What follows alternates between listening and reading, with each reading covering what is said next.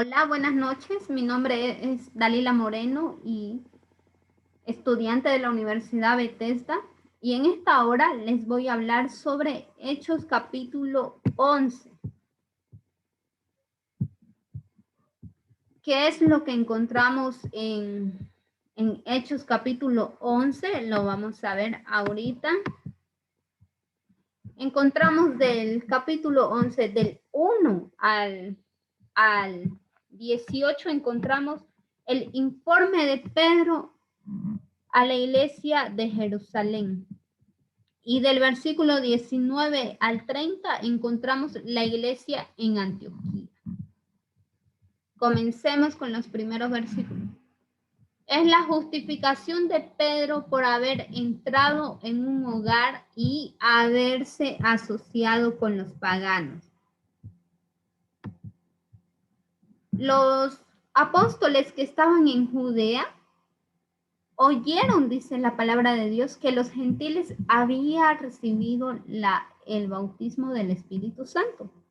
Pero sin embargo lo estaban esperando a Pedro, no para preguntarle cuántos se habían convertido, cómo fue el bautismo del Espíritu Santo en los gentiles. No. Le estaban esperando a Pedro y Pedro ni había llegado y ya estaban discutiendo que por qué había entrado un judío a la casa de un gentil. Esa era su discusión. Así que puse por título ¿qué hacer cuando somos pioneros? Pedro fue el primer apóstol en ir a predicar el evangelio a un gentil, guiado por el Espíritu Santo. No fue porque Pedro hubiera querido ir, no, sino que Dios le mostró en visión que cuando Pedro estaba orando tuvo ese éxtasis donde le dice que agarre esos animales cuadrúpedos, mate y coma. Y Pedro dice, no, yo soy hombre judío y jamás cosa inmunda ha entrado en mí. Y Dios mismo le dice, no llames inmundo a lo que Dios ya limpió. Esto se refiere no a que Pedro vaya a cambiar su dieta de comer esos animales, no, sino que significa que la salvación también ya ha venido a los gentiles. Pedro fue el primer apóstol, recordemos eso, y la habladuría no se hace de esperar. Cuando nosotros nos convertimos en pioneros, la habladuría, como se dice, es pan del día. A Pedro no le estaban aplaudiendo, preguntándole, wow, ¿cómo le fue? No, sino que el reclamo era eso, ¿no? Su queja era de por qué había ido con esas personas incircuncisas y había comido con ellas. Para el judío estricto, el hombre incircunciso era impuro y tener contacto con él profanaba a la persona. Ahora, en este tiempo, nosotros no nos encontramos con este dilema de que, oh, ¿quién es de la circuncisión y quién no? Pero nos encontramos con este otro dilema. Cuando Dios nos manda y nos dice, ve a hablar a aquel hombre que está borracho, aquel hombre, y nosotros en nuestra mente decimos, no, si él es un borracho, no tiene, ¿qué va a querer escuchar? O no, ¿qué va a decir la gente si me ve que estoy con esos borrachitos? ¿No? Y nos privamos y no obedecemos a la voz de Dios nosotros. ¿Por qué? Por el miedo al qué dirán. ¿Qué dirán las personas si me ven con esas personas que solamente se dedican a la mala vida? ¿Qué dirán de mí si me ven asociadas con ese tipo de gente? La verdad que como cristianos tenemos esa obligación de ir a predicar a todo el mundo, no importando su raza, no importando si es un borracho, o alguien que se dedica a la mala vida. No, no nos debe importar cuando la voz del Espíritu Santo nos dice ve y haz, nosotros solamente nos toca obedecer. Así como Pedro fue sabiendo que los apóstoles lo iba a estar esperando para decirle, hey, ¿qué pasó aquí? ¿Qué pasó con el Pedro que es un judío estricto, ¿no? También a nosotros nos llega eso de, ¿qué pasó? ¿Por qué? Pero sin embargo, es necesario obedecer a la voz de Dios antes que a los hombres. Y no permitamos que el miedo o el qué dirán nos impidan obedecer a la voz de Dios de ir y predicar. También es necesario dar un reporte o una explicación de lo que realmente vale la pena. Y esto vale la pena. Pedro sabía que merecen una explicación.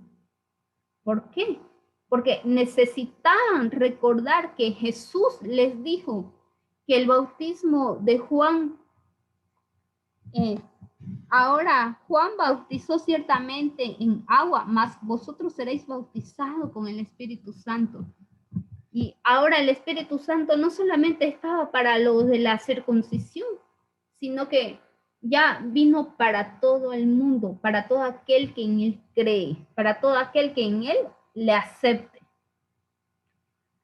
Así que su mejor defensa fue dar una explicación directa de lo que hizo y el por qué. Les comienza a decir, estaba yo orando. ¿Por qué les dice estaba yo orando cuando comienza la defensa? ¿Por qué? Porque es necesario también dar la explicación que nosotros no nos movemos por nuestras emociones ni por nuestros sentimientos, sino que somos guiados por la voz de Dios. ¿Y cómo es que recibimos y oímos la voz de Dios y la dirección? Pues es orando, teniendo comunión con Dios. Y también dice Pedro, ¿no? Que estaba él y tuvo ese éxtasis, y el cual, luego de haber tenido ese éxtasis de que Dios mismo le dice, no llames impuro a lo que Dios limpió, termina su éxtasis y los hombres mandados por Cornelio a Jope, donde estaba él, van y lo buscan. Y el Espíritu Santo, ¿qué fue que le dijo? Ve sin dudar. No dudes cuando la voz de Dios te habla y te direcciona. A nosotros muchas veces Dios nos habla, nos manda que vayamos a tal dirección con nombre y apellido. Nosotros no vayamos dudando de los planes y propósitos que Dios tiene. El que repita la historia en este capítulo muestra la gran importancia que tuvo ese evento significativo. Este capítulo 11, del versículo 1 al 18, lo encontramos también en el capítulo 10. Y esto ya solamente es el relato. ¿Y por qué es importante? Y hace ese énfasis. ¿Por qué? Para que nosotros recordemos que la salvación es para judíos, para los bolivianos y para todo el mundo. Ya no solamente, ya no está limitado para los judíos, los hebreos, ¿no? Sino que ahora la salvación también nos pertenece a nosotros, si nosotros creemos. ¿Y qué es lo que está pasando ahora con Pedro? ¿Qué es lo que está sucediendo ahora que los gentiles están obteniendo la salvación por medio de nuestro Señor Jesucristo? ¿Qué es lo que está pasando ahora que los gentiles están recibiendo también la llenura del Espíritu Santo, como lo tuvieron los judíos en el aposento alto? También ahora los gentiles. Lo que está pasando es el amanecer de una nueva era y de la evangelización de los gentiles. Pedro les contó cómo el Espíritu Santo le había dicho que fuera con ellos, con los hombres mandados de Cornelio, que vayan y lo busquen, lo traigan a Pedro. Si las personas deseaban criticarlo por haber ido, tendrían que luchar contra el mismo Espíritu Santo por él. Recordemos que nuestra batalla no es contra sangre y carne, sino contra aquellas potestades y maldades. Y nuestra batalla es Dios quien se encarga de pelearla por nosotros. La batalla es del Señor. Y todo aquel que nos quiera hacer la guerra, pues se la verá con Dios mismo. Porque la verdad que esto es avanzar a la obra de Dios, extender la obra. Y si esta persona, estos apóstoles que estaban aquí en su zona de confort, entre ellos nomás hablando, dialogando de la llenura del Espíritu Santo, y solamente se dedicaron ahí y a quedarse ahí todo estático, y solamente se estaban dedicando a criticarlo a Pedro, pues sabían que estaban luchando contra el mismo Espíritu Santo. Así que Pedro tuvo una premonición de lo que los estrictos judíos cristianos en Jerusalén lo podían criticar. Pedro era consciente, a pesar de, como en todos, ¿no? Uno sabe qué es lo que va a acontecer cuando uno hace una cosa fuera de lo común. Así que quizás los 6 hermanos que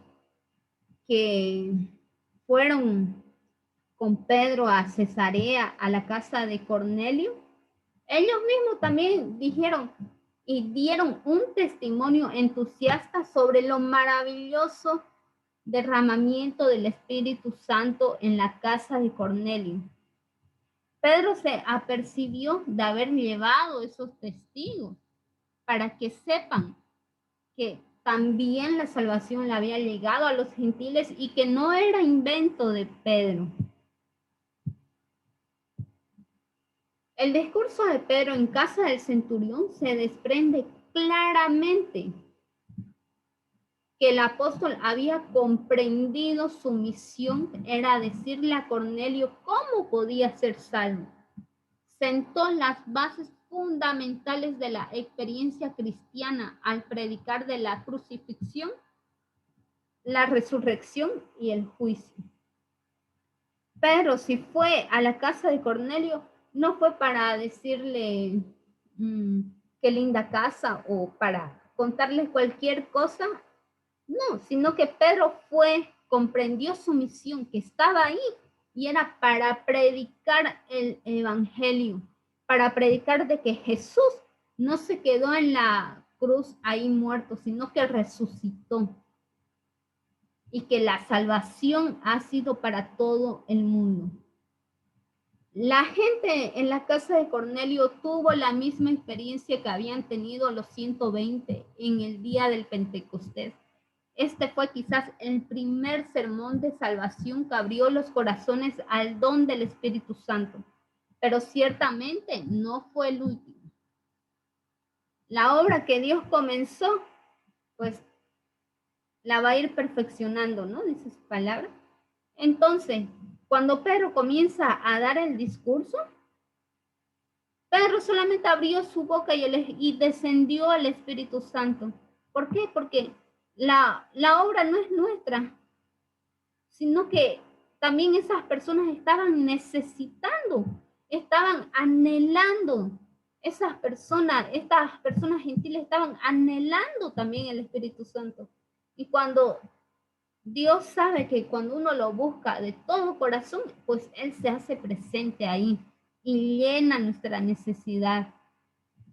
Así como pasó con esta gente siendo incircuncisa, también nos puede pasar a nosotros y a todo el mundo que está necesitando de esa presencia de Dios, porque el mundo no necesita de dinero, no necesita de las cosas materiales, porque lo que realmente necesita todo el mundo es el derramamiento del Espíritu Santo, es la presencia de Dios. El mundo lo que necesita es a Dios. Si Dios le concedió también el mismo don que a nosotros que hemos creído en el Señor Jesucristo, ¿quién era yo que pudiera estorbar a Dios? Les dice Pedro a los apóstoles, clara y contundente. Cuando los judíos cristianos oyeron el recuento de que Pedro tuvieron paz y glorificaron a Dios, diciendo, de manera que también a los gentiles Dios le ha dado, a los gentiles ha dado Dios arrepentimiento para vida. Es que no es que Pedro hubiera estado peleando contra ellos, no, sino que Pedro les dice, ¿quién era yo para que pudiera estorbar? ¿Y quién soy yo? ¿Y quién eres tú que para poder estorbar a la obra de Dios? No, sino que nosotros no seamos de esos apóstoles que están criticando a los demás, no seamos de esos apóstoles que están ahí diciendo, ¿cómo lo hacen? Muy malo, no, sino que seamos de esos que dicen que glorifiquen a Dios cuando ven la obra que se está extendiendo, cuando veamos que están yendo a esos lugares alejados, a esos lugares más, ¿cómo se dice? Más oscuros de la tierra, como se dice. No seamos nosotros de los que vayamos y queramos estorbar a la obra de Dios, ¿no? Sino que demos gracias a Dios, porque la salvación es para todo el mundo. Los brazos de Dios están abiertos para todo el mundo y no somos nosotros quien para decir este es salvo y este no. Ahora vamos a la segunda parte de este capítulo 11, que es del 19 al 30. Encontramos la iglesia en Antioquía. Ahora, pues, los que habían sido esparcidos a causa de la persecución que hubo con motivo de Esteban, pasaron hasta Fenicia, Chipre y Antioquía, no hablando a nadie de la palabra, sino a los judíos. Pero había entre ellos varones de Chipre y de Cirene, los cuales, cuando entraron en Antioquía, hablaron también a los griegos, anunciando el evangelio del Señor Jesús. Ahora, en esta segunda parte he puesto por título ¿Cuándo el evangelio tiene éxito? Número 1, el evangelio tiene éxito cuando se le predica a la gente nueva. Los que habían sido esparcidos por la persecución de Esteban, dice que pasaron por Fenicia, por Chipre y hasta Antioquía, y no hablaron del evangelio, sino que entre ellos, entre los judíos hablaron, y no le hablaron a la gente de ese lugar. Recordemos que Antioquía era famosa por su inmoralidad. Así que el viaje al norte fue otra etapa de la dispersión cristiana que salió de Jerusalén durante la persecución tras la muerte de Esteban. Recordemos que Esteban fue apedreado y fue el primer mártir. Y Antioquía, como dije hasta hace un segundo, era famosa por su inmoralidad. No era una ciudad, santa que se portaba bien, no, sino que era conocida por la ciudad, como se dice, más pecadora. Pero sin embargo, lo que vino a hacer Antioquía, ahorita lo veremos. Sin embargo, muchos judíos y prosélitos vivían allí. Ellos fueron los primeros a quienes se les evangelizó. Aquí ya el evangelio se está expandiendo hasta estos lugares donde reina la inmoralidad sexual, donde reina todo tipo de vicios, todo tipo de pecado. Pero afortunadamente había allí algunos hombres de Chipre y de Cirene, nos dice la palabra, África del Norte, que tenían una mente más abierta. Cuando llegaron a Antioquía, predicaron del Señor Jesús a griegos como a judíos. y proclamando las buenas nuevas de que Jesús era el Señor. Entonces, si nosotros queremos que el Evangelio, que es la buena noticia, se siga expandiendo, pues ¿qué debemos hacer? Predicar, y no solamente predicar a aquellos que nosotros decimos, oh, que son más o menos santos, no, sino a todo el mundo, tanto a pecadores como supuestamente no pecadores, aunque no hay ningún bueno, ¿no?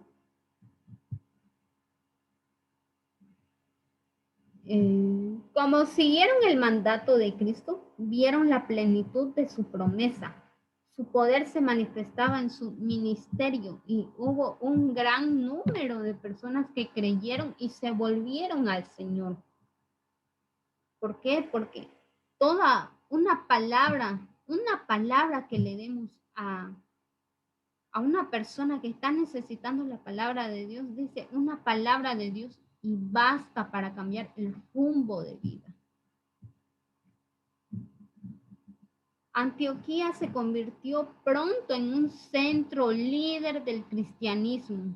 Llegaron a las noticias de lo que ocurría en Antioquía a los padres de la iglesia en Jerusalén, quienes se preocuparon sobre si esta evangelización a los gentiles era algo del cielo. Luego de ser Antioquía famosa por su inmoralidad, como lo vimos, ahora, ¿qué es lo que está pasando? Pues se le está predicando el evangelio y muchas personas están siendo salvas, muchas personas se están volviendo a Dios, muchas personas están diciendo adiós al pecado, muchas personas están aceptando la palabra de Dios. Y como no me canso de decir que una palabra de Dios basta para cambiar el rumbo de vida de nuestras vidas.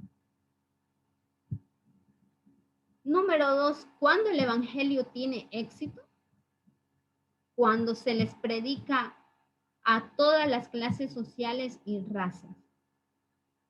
No es solamente el evangelio para pobres, tampoco el evangelio solamente para ricos, o para blancos, o para negros, o para los judíos.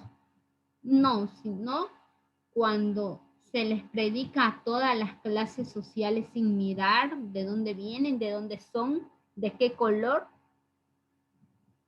Comienza cuando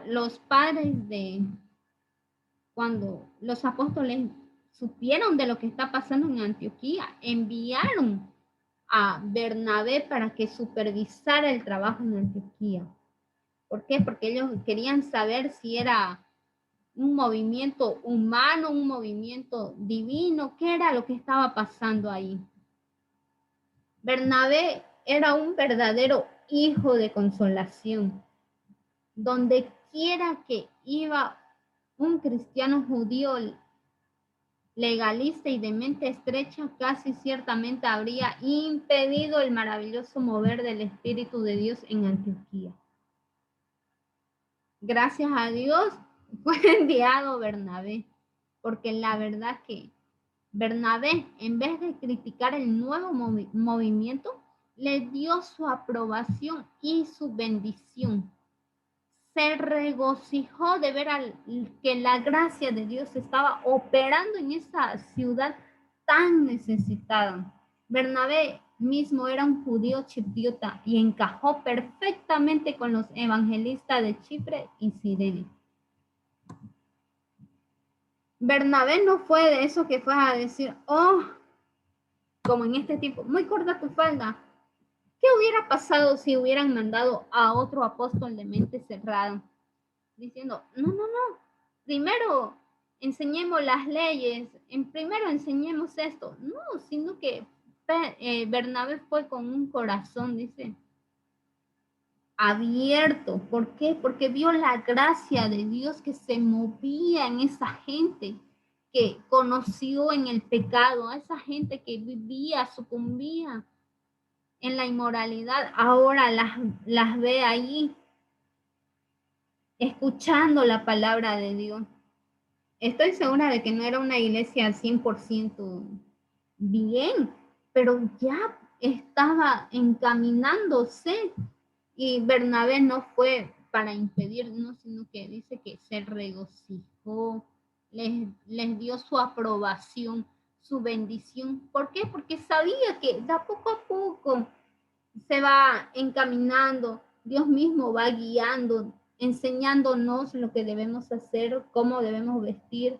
No es el humano que nos impone cómo comer, lo que debemos comer, lo que no debemos comer, lo que debemos hacer o lo que no debemos hacer. No, sino que Dios en su infinito amor nos va aún en eso enseñando. Nosotros no nos preocupemos cuando una persona nueva llega a la iglesia en queriéndole cambiar.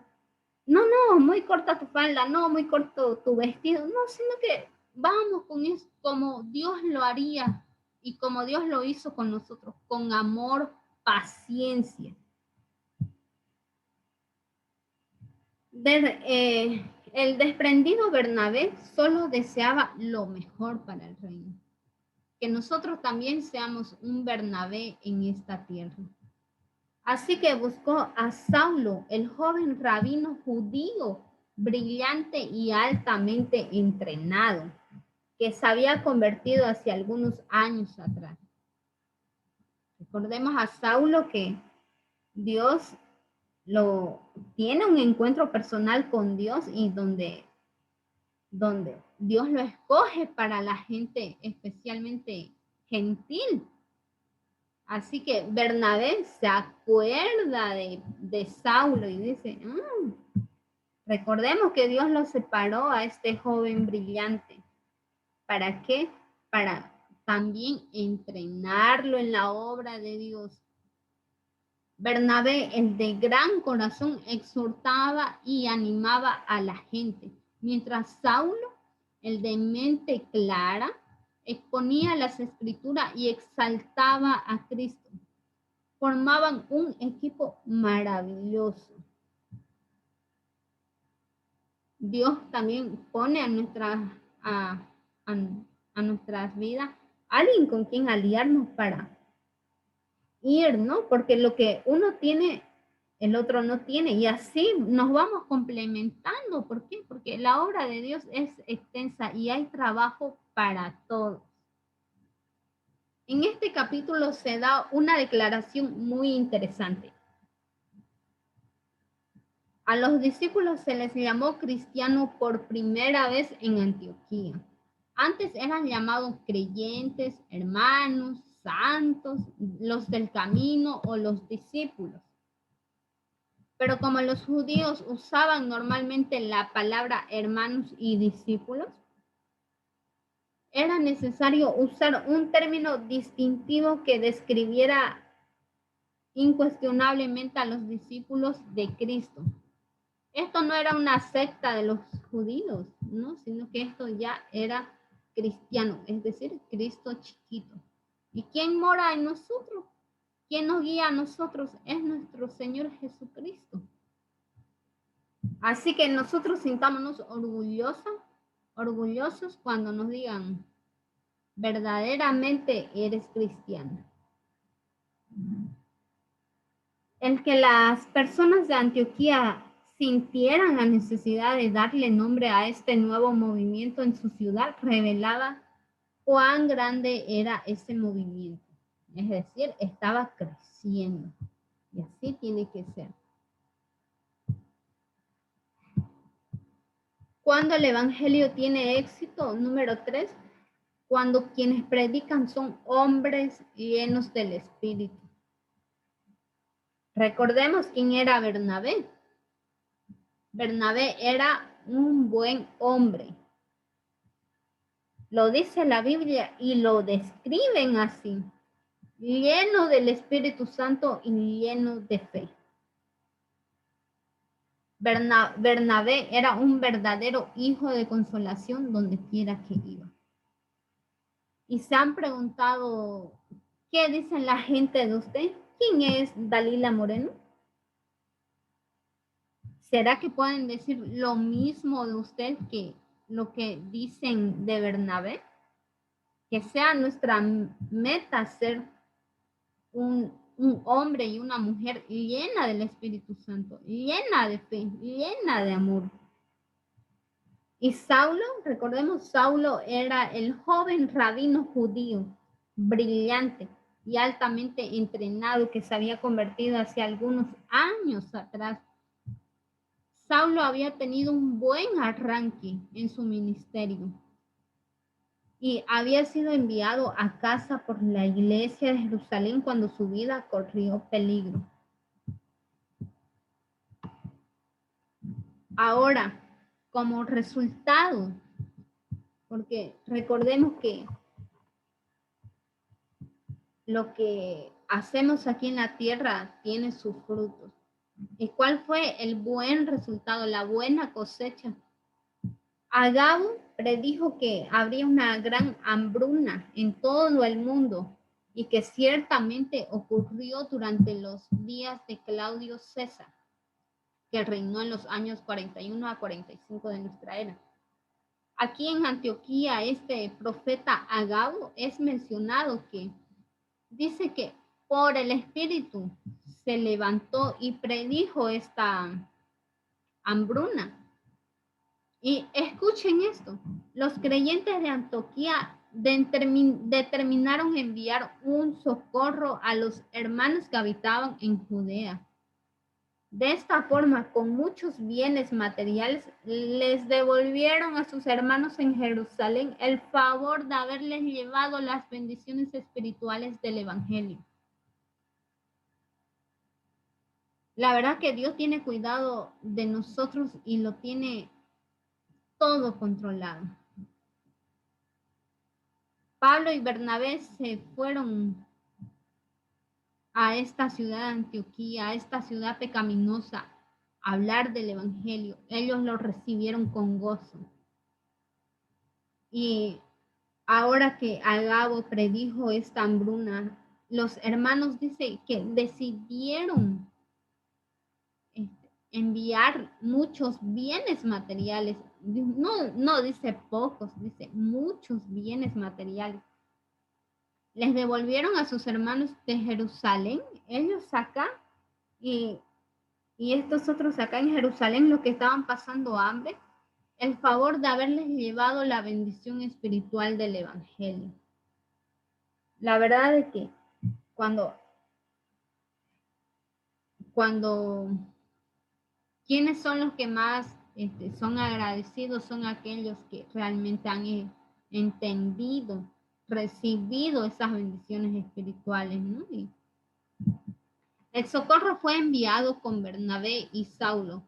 Este fue un acto sabio que estrechó más allá a la iglesia gentil de Antioquía con la iglesia judía en Jerusalén. El primer viaje llevó bendiciones espirituales a los que estaban al norte. El segundo trajo bendiciones materiales de los nuevos convertidos para los hermanos necesitados en Jerusalén. Así trabaja Dios, bajo control, y si nosotros nos dejamos guiar, pues tendremos nuestra recompensa, y trabajar en la obra de Dios no es en vano, sino que Dios se hace cargo de nosotros. Siempre envía a los cuervos para sostenernos, así como usó a esta gente de Antioquía que reciban la salvación, pues también envió las bendiciones para su pueblo en Jerusalén, lo que estaban necesitando. Y eso es todo. Espero que sea de bendición para sus vidas y hasta la próxima. Gracias.